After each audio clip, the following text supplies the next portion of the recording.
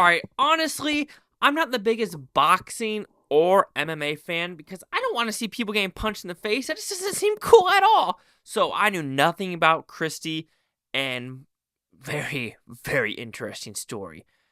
Probably not in the best way it's interesting, but if you watch the last 15 minutes, you kind of get what I'm getting at.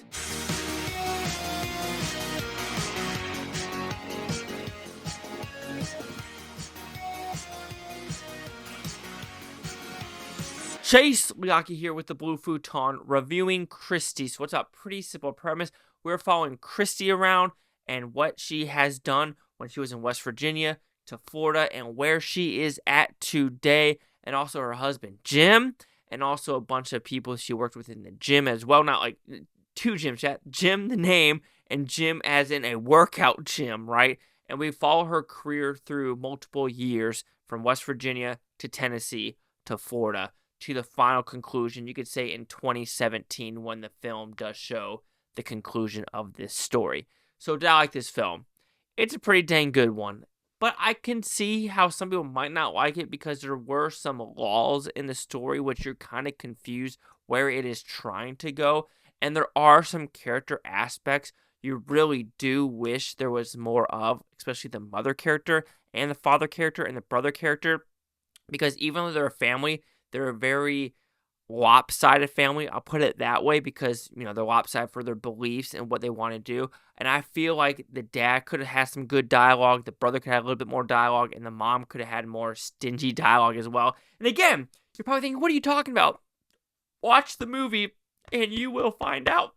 Sorry about that. I drank a Ghost energy drink to get this review done. So I'm a little bit hyper right now. Okay, so positive. Sydney Sweeney does a great job in this movie, and I'll say it again, I'm single, I make money, not as much as you, but hey, anyway, so we have that out of the way, and so I think the aesthetic of the movie, you do have the, late 90s, early 90s, 2000s feel of it. You do feel like Don King, which he steals the show. The actor who plays Don King, absolutely perfect comedic timing for what he is doing in this story. Fantastic. All the side characters feel good. And of course, you're going to this movie for the boxing, right? Do you feel the punches? Yes. Do you feel these knockouts? And I don't know if these actors, these, extras, because since they don't have dialogue pieces, they, don't make a lot of money. But my goodness, there are probably a lot of stunt women, and they did a fantastic job because, oh my God, it looked like they were wobbly. It looked like they're getting knocked the F out. And I'm like, okay, that's some good, solid things.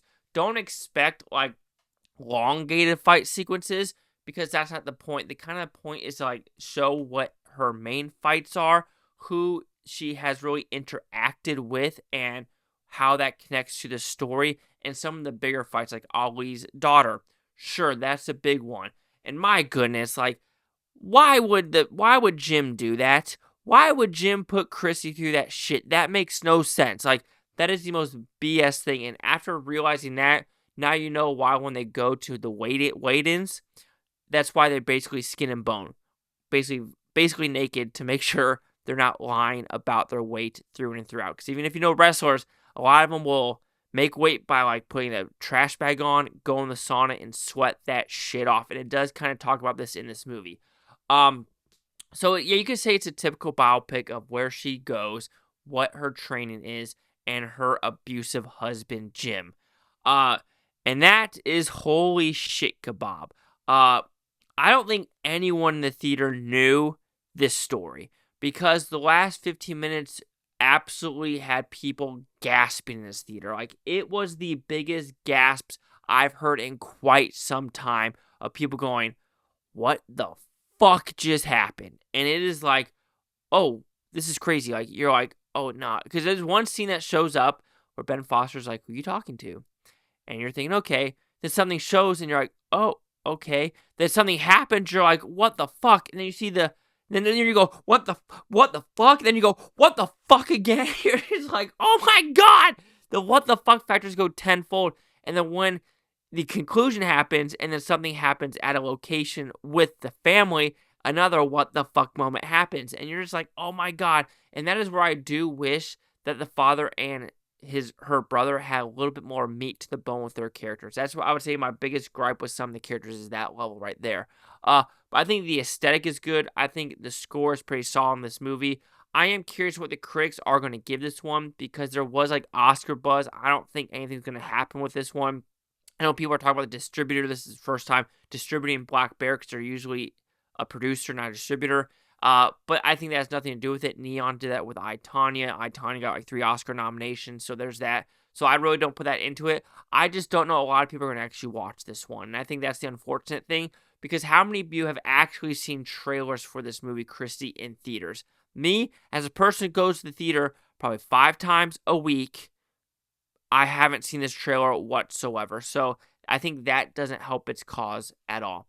But Christy, I think it's a very, very solid biopic that some people might find conventional and some people might kind of be bored with it, which I don't think it is. Okay, I can understand how some people might be like, where's this story trying to go? But the last 15 minutes truly like makes people forget some of the flaws of the film. It is that much of a WTF thing. And I think Christy is a very solid movie. It's very watchable. And also, I do think that there's a videotape scene that I kind of want to know more of. I know that sounds really horrible for me to say that, but it just feels like awkward for some of the characters.